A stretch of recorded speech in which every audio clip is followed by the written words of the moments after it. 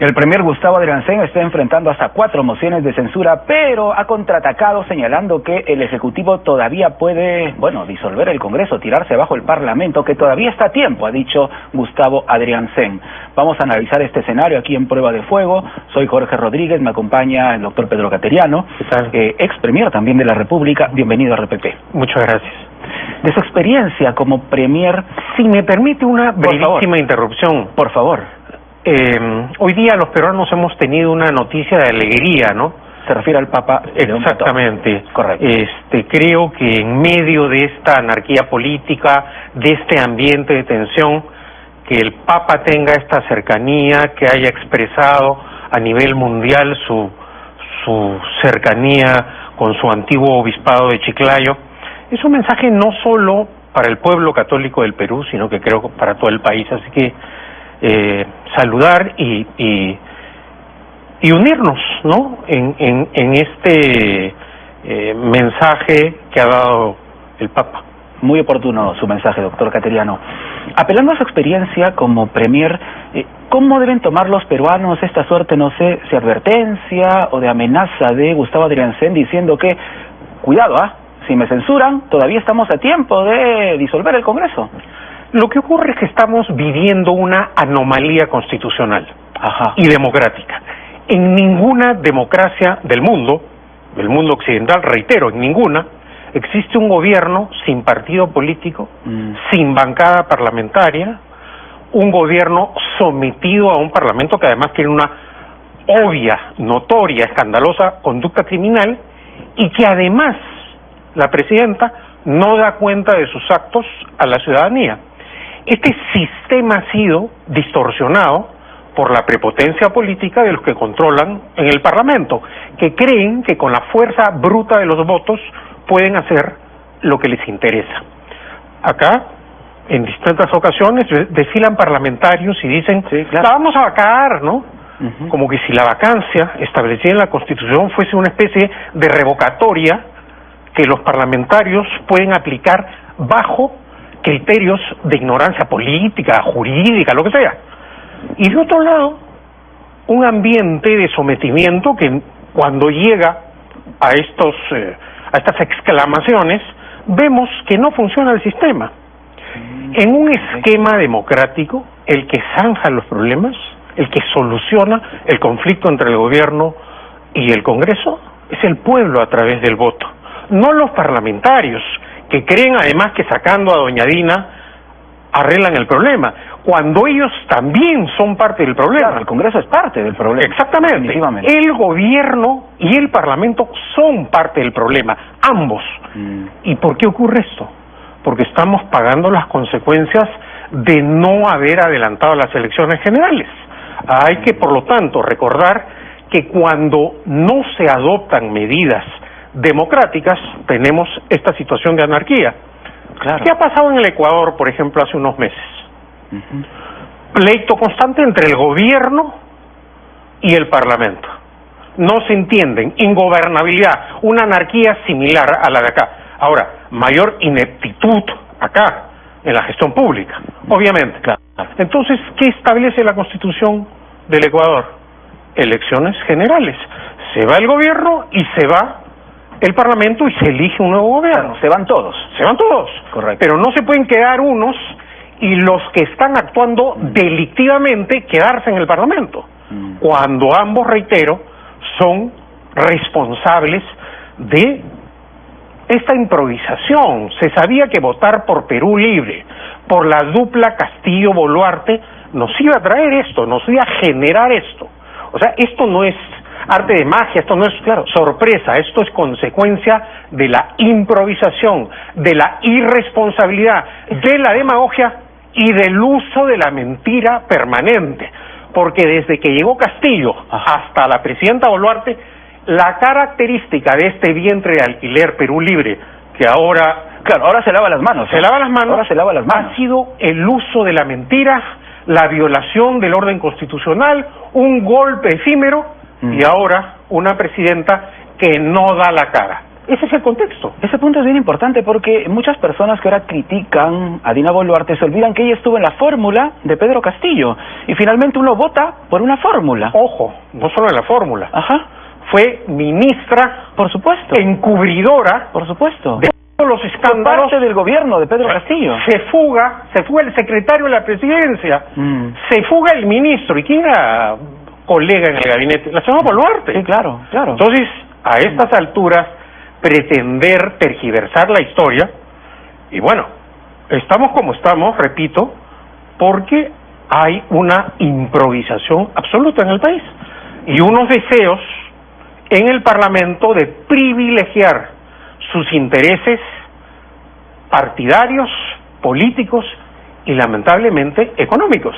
Escuchamos ahora dos corrientes. Hemos tenido, por ejemplo, al doctor Luis Valdés, secretario de APP, de Alianza para el Progreso.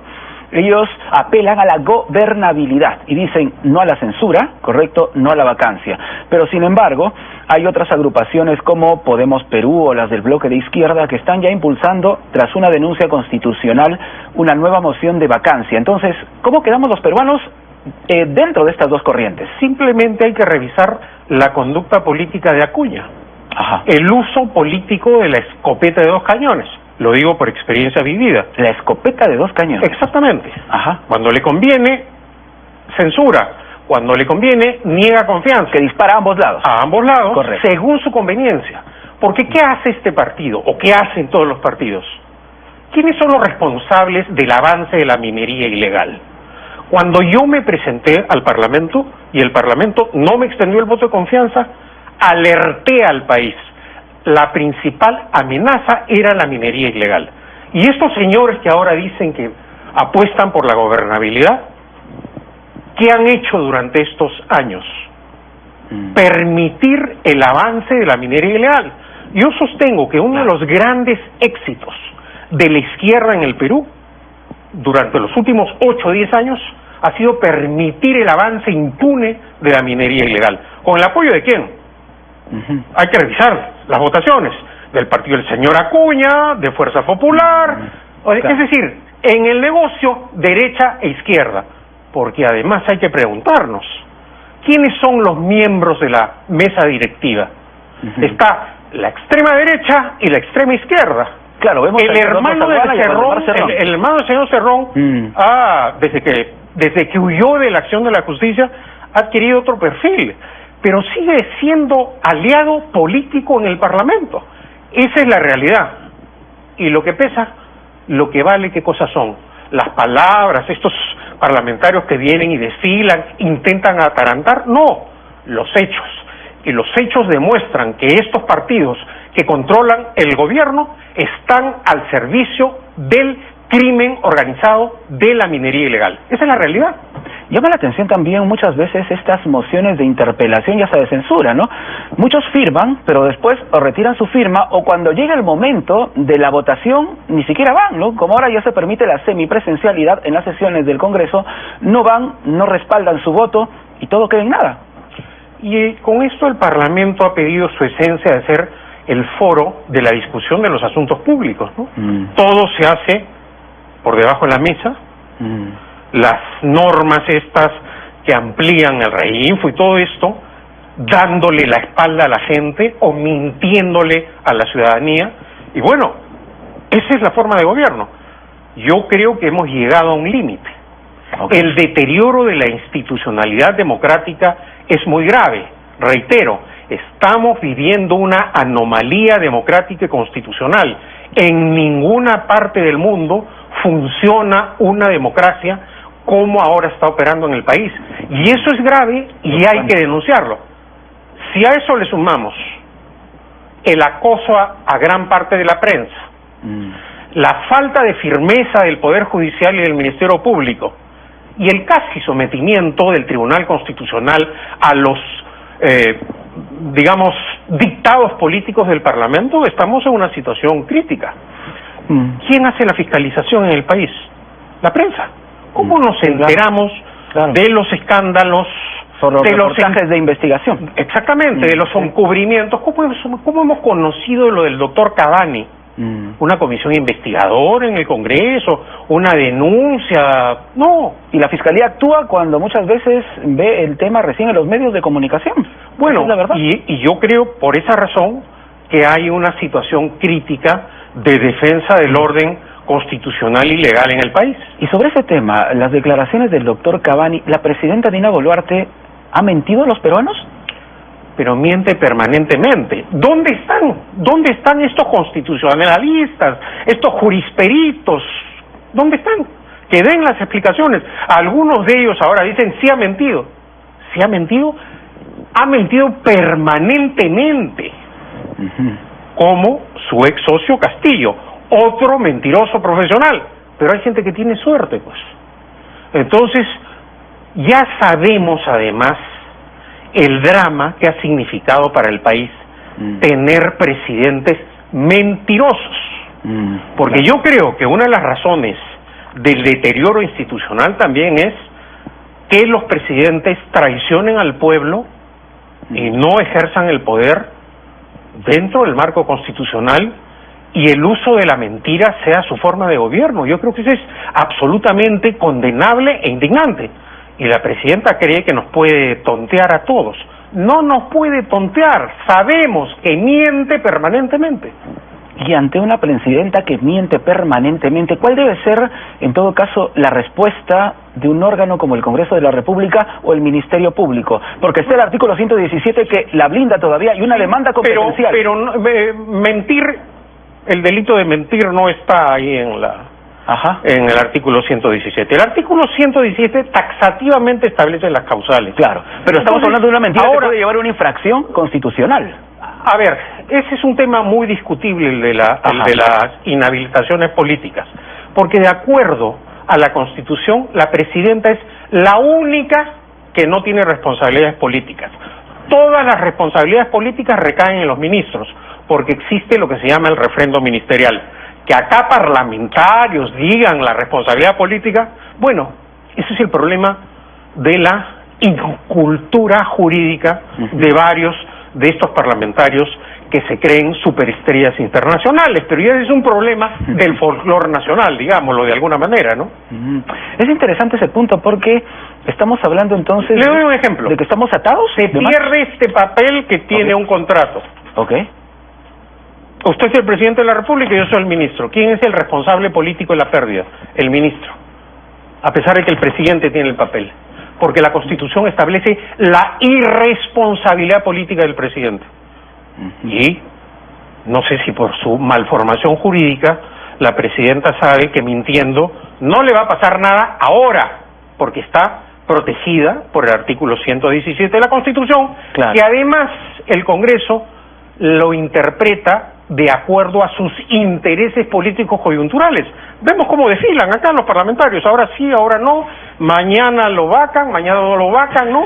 Es decir, es una, digamos, a ver, una irresponsabilidad absoluta, ¿no? Es interesante ese análisis, doctor Cateriano. Para usted, ¿Gustavo Adriancén debe ser censurado? El problema no es Adriancén, el problema es la presidenta Boluarte. Dina Boluarte. Ella es el problema. Se advirtió en todos los tonos que ella era el problema y sigue siendo el problema. Pero ya en esta época, digamos, en un año preelectoral, a año y un poco más, o menos de un año, ¿no?, de las elecciones. Bueno, el último año del mandato no se puede disolver el Congreso. Y yo creo que este Congreso, no se olvide que este Congreso... Pero ahí contamos desde julio. Pero no se olvide que este Congreso se moría de pánico cuando Aníbal Torres los acusó de golpistas. Se quedaron mudos porque tienen pánico a la disolución. Se van a volver muy valientes el último año del mandato. Pero estos parlamentarios aceptaron ser insultados, tildados de golpistas, y por cobardía no se enfrentaron a Torres. Esa es la calidad de parlamentarios que tenemos hoy día. Y hay que decirlo claramente. ¿Les interesa qué?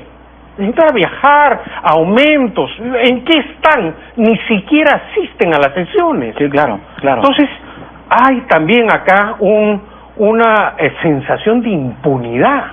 Y ese es el gran problema, porque la ciudadanía precisamente siente que literalmente la clase política hace lo que se le da la gana, ¿no? Bueno, lamentablemente esta clase de conductas terminan generando esa clase de criterios, ¿no?, que afectan la institucionalidad en general. Yo no quiero generalizar, claro, pero evidentemente si vemos los comportamientos, las votaciones, sobre todo este caso del encubrimiento, la protección a la minería ilegal ha sido, yo creo, letal, porque ha mostrado cómo este Congreso está con las acciones delictivas de la minería ilegal, y hay que denunciarlo de alguna manera, ¿no? O sea, no podemos seguir de esta forma. ¿Es Gustavo Adriancén el premier ideal para el país en este último año de gobierno? Yo lo que digo y reitero, pueden nombrar a Winston Churchill, a Konrad Adenauer, ¿no? Y el problema seguirá siendo la presidente Boluarte. Correcto. Las decisiones que toma la presidenta Boluarte, o que puede tomar la presidenta Boluarte con relación a este gabinete, a su parecer, ¿cuáles deberían ser? Porque ya coincidimos en que, bueno, la presidenta no tiene ninguna intención de dar un paso al costado, ¿no? No hay ninguna, digamos, evidencia en ese sentido, ¿no? Por el contrario, sí, ella ha claudicado. Ella no cumple su mandato constitucional.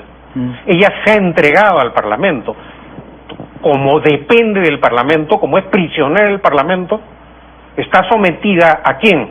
A los dictados de Keiko Fujimori, de Acuña, de Cerrón, que son los que controlan el Parlamento. Para usted, la presidenta Dina Boluarte es prisionera del Congreso. Prisionera política. Depende totalmente del poder, reitero, de esa alianza extraña entre la derecha y la izquierda en el Parlamento. No podemos esperar mucho entonces. ¿Quién toca a Vladimir Cerrón? ¿Dónde está la comisión investigadora que ha indagado la escandalosa fuga de Cerrón? ¿Por qué la derecha, que en campaña decía que Cerrón era una amenaza, hoy día no lo toca ni con el pétalo de una rosa? ¿Quién protege políticamente a Vladimir Cerrón? El fujimorismo, Acuña, etcétera. No hay una sola indagación parlamentaria que explique la fuga de Vladimir Cerrón. Entonces, no seamos ingenuos tampoco, ¿no? Interesante, doctor Cateriano. Muchísimas gracias por estar con nosotros aquí en Prueba de Fuego. Muchas gracias. Pedro Cateriano, expresidente del Consejo de Ministros, ex premier aquí en el programa y en RPP. Volvemos con mucho más.